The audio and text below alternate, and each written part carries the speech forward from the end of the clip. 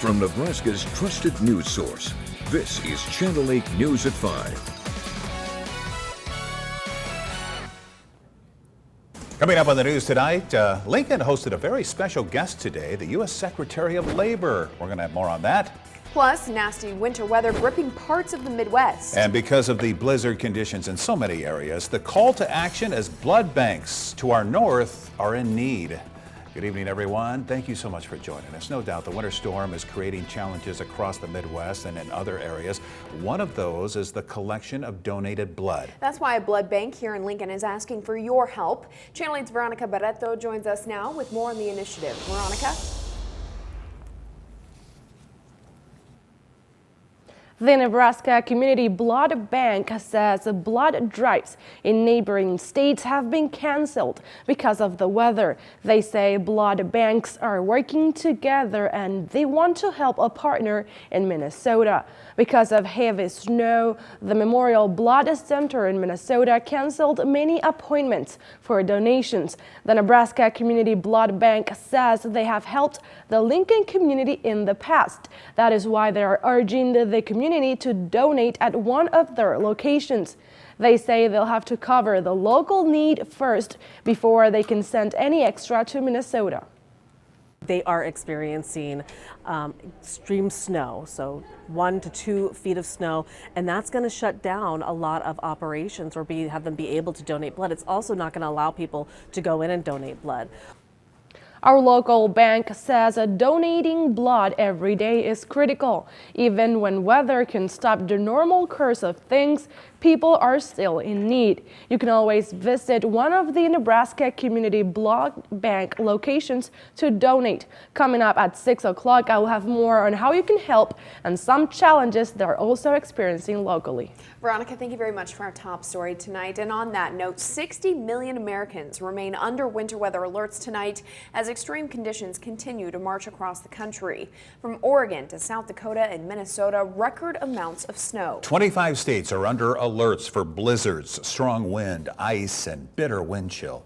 The storm that hit Oregon yesterday now swinging south into California, prompting the first blizzard warnings in Los Angeles County in more than 30 years. This is the first time I've seen snow like this, like coming down like this hard and at this low of an elevation. We almost never see this, maybe once in a decade if we're lucky. All of the weather is impacting flights again today. Hundreds of them canceled. Portland and Minneapolis have had the most. Let's check in with Chief Meteorologist Rusty Dawkins, talk about what's going on here locally. Yes, we didn't have all that snow or blizzard-like conditions, but very cold. Yeah, very, very cold in some spots too. It was one of the coldest days we've seen this year in some areas. And here's what the low temperatures look like this morning. 20 degrees below zero in Scottsbluff, 19 below in Chadron, but central Nebraska 2 to 4 to 7 degrees below zero, 12 below in Thedford, 3 below in McCook. At least it was above zero from Hebron, Lincoln, Omaha to Nebraska City, but just barely. High temperatures did struggle. We got to 18 for a high. Our average high this time of year, 44, so way below where we're supposed to be this time of year.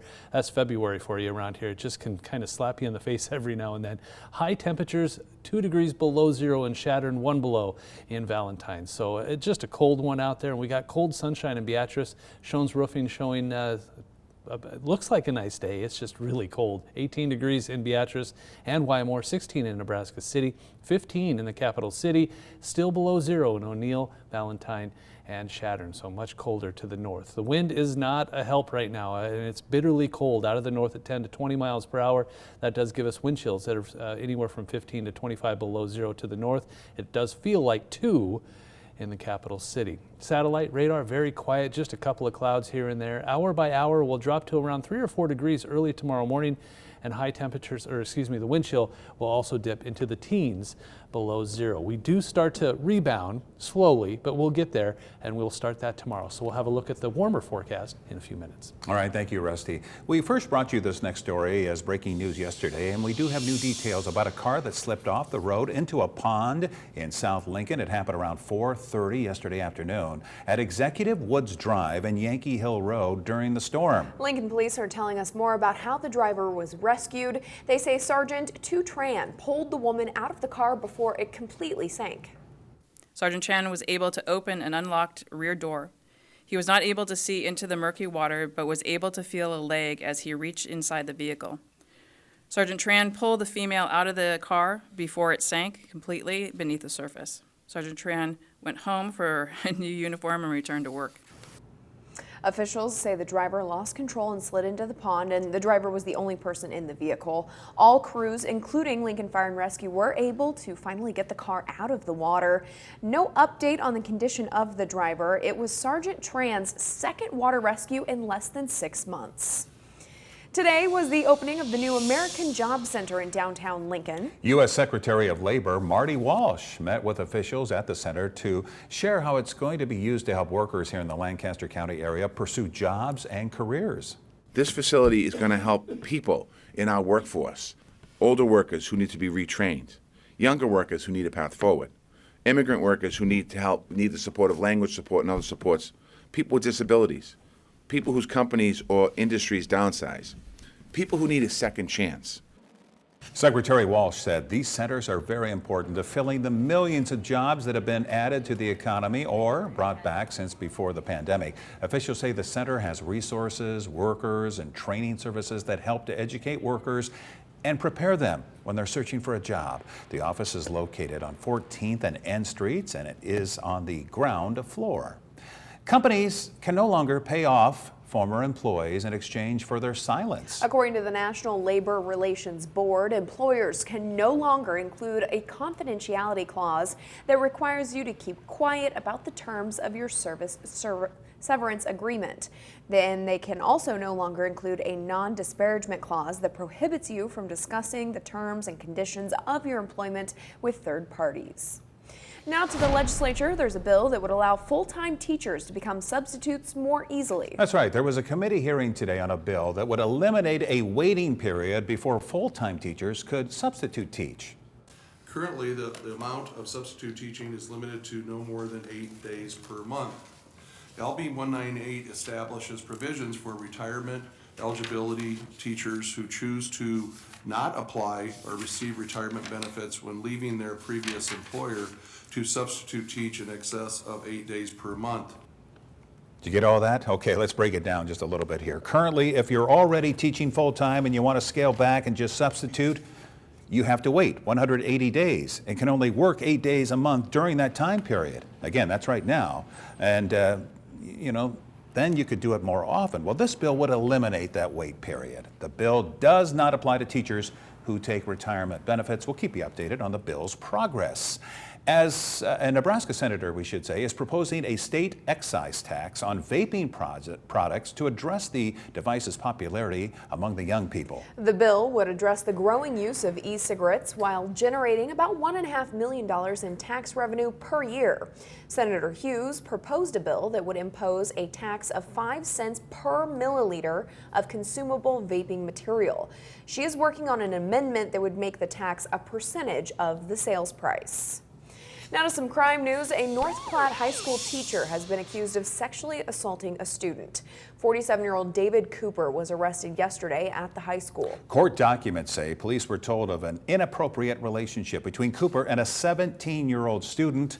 An arrest affidavit says the student was also seen entering Cooper's classroom after school hours on several occasions. Cooper is a math teacher who has worked at the school for 16 years. Now let's go to Grand Island. There was a standoff this morning at a church. Grand Island police say a man reportedly barricaded himself inside with knives. 36-year-old Seth Kettlehut was arrested on several charges, including burglary, possession of a deadly weapon, and resisting arrest. Police were on scene at 9 a.m. at St. Stephen's Episcopal Church. They say a person associated with the church noticed signs of a break-in. We continued to negotiate with the subject to put the knives down. He refused to do so. Once a full tactical team got here, a diversion device was deployed, a canine was deployed, and the suspect was taken into custody at that point in time. Kettlehut was arrested just before 11 a.m., so about a 2-hour ordeal here. That was after the canine went into the church. He reportedly had a dog bite after he exited the church. Police say their investigation determined he defecated on Bibles, damaged crosses, and drew hate symbols on the walls. Now to a follow-up on a cockfighting ring in Howard County. Some of the suspects arrested will have to wait and see if their cases will move forward to trial. This was set for preliminary hearing. Mr. 5 of the suspects arrested appeared in Howard County Court. In total, 10 men are being charged with cockfighting, which is a felony. It's all for an event that was held back in December near Palmer. Deputies say they found roosters in cages with razor blades and blood. It was in a makeshift barn. Some of the suspects are scheduled to be back in court next week.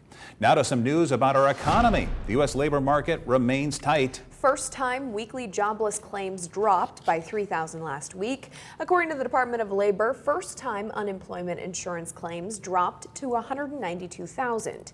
That's better than the 200,000 economists were expecting. Continuing claims filed by people who have received unemployment benefits for more than 1 week were also down. It's getting more expensive to finance a house. Mortgage rates went up for a 3rd week in a row. The average 30-year fixed rate now sits at 6.5%. At this time last year, it was below 4%. And those rates could go up again, as the Federal Reserve has said. It's continuing to try and control inflation. Do you have unused gift cards just laying around after Christmas? Yes. Well, you aren't the only one. According to a survey of more than 1,200 Americans, nearly 2/3 have at least one unspent gift card. The survey also found that at least half admitted to losing a gift card before they used it. Gift cards don't expire until at least 5 years from the date it was activated, according to federal law. Still to come on the news tonight, Alex Murdaugh was in court today accused of murdering his wife and son. We're going to have the latest on the story right after the break. Stay with us.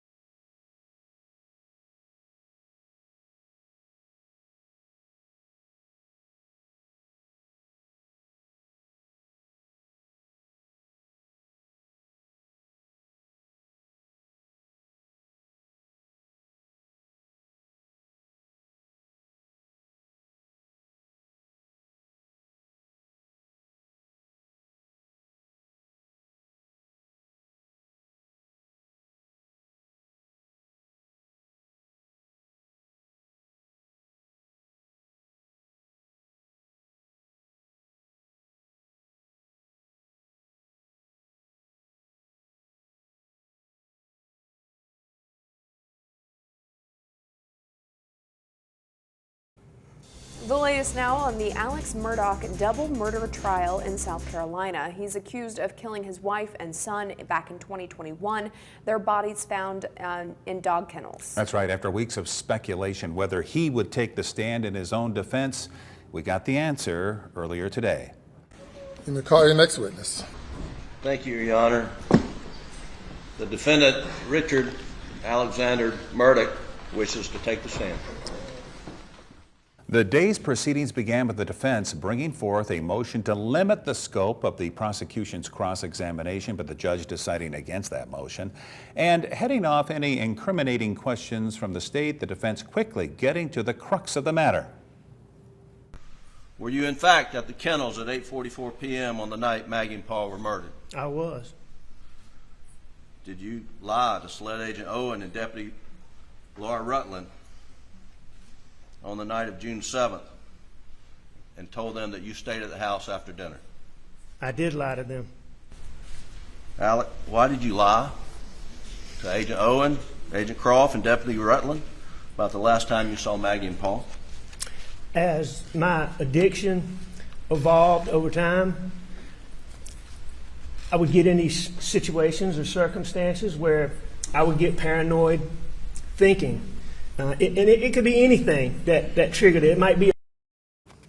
Now, prosecutors accuse Murdaugh of killing his wife and son to distract from an array of alleged financial crimes. Now, this was day 4 of the defense's case as Murdaugh's attorneys paint a picture of a tainted crime scene, and they're casting doubt on forensic evidence. In East Palestine, Ohio, the NTSB releasing its initial report on the cause of that catastrophic train derailment. While Transportation Secretary Pete Buttigieg surveys the damage at the site, the NTSB says this accident was bound to happen. This was 100% preventable. The chair of the NTSB says the defect detectors, the track, and the crew worked exactly as they should to prevent this type of accident. She focuses, though, on an issue in the safety standards of Norfolk Southern, which allowed a faulty wheel bearing on one car to pass through 2 defect checkpoints with an elevated temperature without raising any red flags. The alarms didn't sound until the 3rd checkpoint, where the bearing was recorded at 253 degrees above ambient. By that point, it was too late. The engineer at the time was following another train and was already in dynamic braking to slow. So he increased the brake application to further slow and stop the train, meaning he responded immediately. And during this deceleration, the wheel bearing failed. It could take up to 2 years for the NTSB to release their final report. In the meantime, Secretary Buttigieg is asking rail companies to take immediate action before a congressional mandate takes effect in 2029. Now, your Storm Alert team forecast with Chief Meteorologist Rusty Dawkins.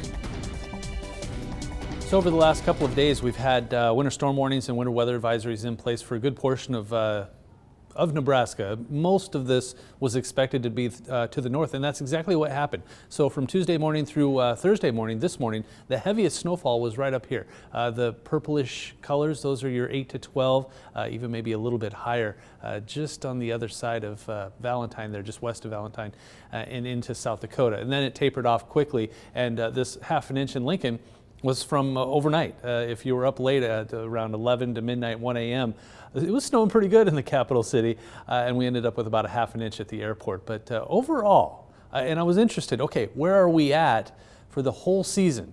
So from like October through now, over 5 feet in some areas in north central and northwest Nebraska, and then it tapers off a little bit, 4 to 5 feet, 3 to 4 feet in some spots, and then the darker the pink you get here, the 2 to 3 feet, 1.5 to 2 feet in some of that areas, and then the closer you get to Lincoln, that tapers off. Only 6 to 12 inches so far for much of southeast Nebraska.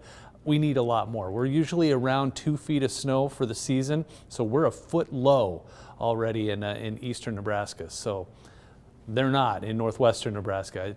I mean, any shift of any of those storms a little further south and east, and boy, it would have been a different story altogether. Did you see the sundogs this morning? Thank you very much to everybody that posted on my Facebook page. Hundreds of them, I think, and these are some, just a couple of them. This is from Carrie at the Capitol building. Look at that, isn't that cool? And it happens when you've got just tiny little crystals floating in the atmosphere. You can't even see them, but it reflects the sunshine and kind of acts like a rainbow, and that's exactly what these are on each side. So they call them sundogs. And then this one from Weather Lady on Twitter, fantastic picture. I kind of want to frame this one. Excellent shot. It was really cool though. There was taking my kids to school. It was prominent, just a good looking sundog. Two of them. 84th and O Street, Southeast Community College, just a mix of clouds and sun.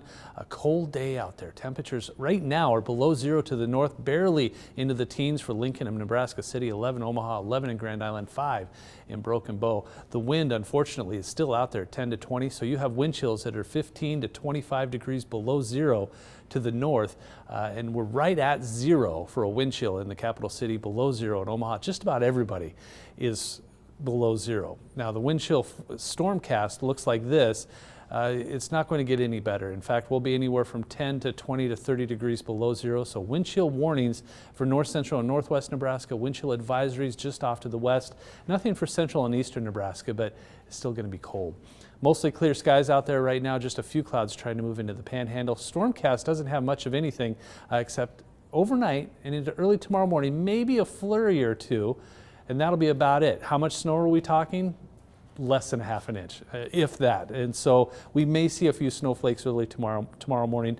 It doesn't look like it's going to amount to much. Temperatures tonight, pretty close to 0. We'll say 4. That light snow late, and it's going to be cold again, that north wind at 5 to 15. Highs tomorrow getting better, but still well below average by almost 20 degrees. 25 degrees, those snow showers early if they appear, and then clearing and just another cold day. But we rebound nicely Saturday and Sunday, 50s by Sunday.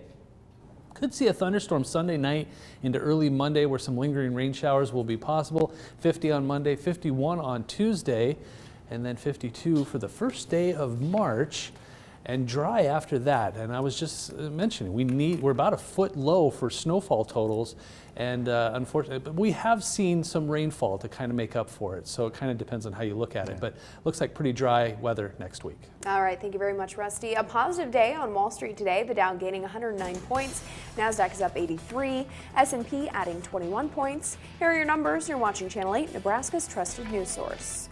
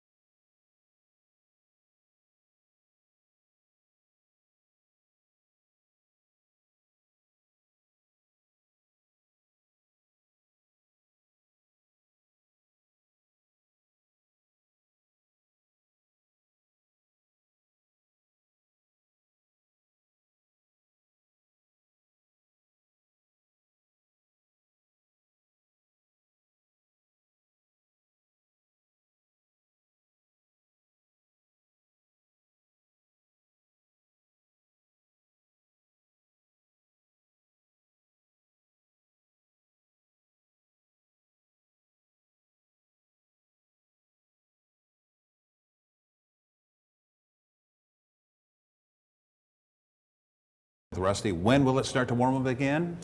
Well, it starts tomorrow. It won't feel warmer or back to normal where we're supposed to be this time of year until the weekend. So for now, it's just a chilly one out there, and you can see the wind is still blowing around. Plenty of clear skies. It's a lot of sunshine this late afternoon on the Penner Bathing Solutions camera. We've got 14 in Lincoln, 17 Beatrice. In Aurora, it's only 10. At least we're double digits because York, Norfolk, and Columbus are all single digits. 4 in Norfolk with that north-northwest wind at 20 miles per hour. Ouch. Satellite radar just showing clear skies. Every now and then a few clouds trying to move into the panhandle, but it is going to get cold again tonight, so wind chill warnings. Dangerously cold. If you're out too long, you could eventually get frostbite, even hypothermia. So don't stay out too long if you're going outside tonight.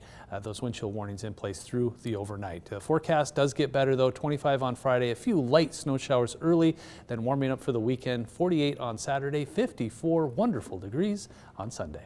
All right, thank you, Rusty, and thank you all for joining us. World News with David Muir is up next. We'll see you back here at 6.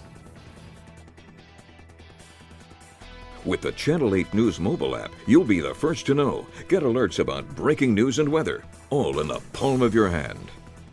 Amigos Seafood is back with crisp crab rangoon and new crisp lobster roll burritos, fish and shrimp tacos, and butterfly shrimp baskets too. It's seafood season at Amigos. Closed captioning on Channel 8 Eyewitness News.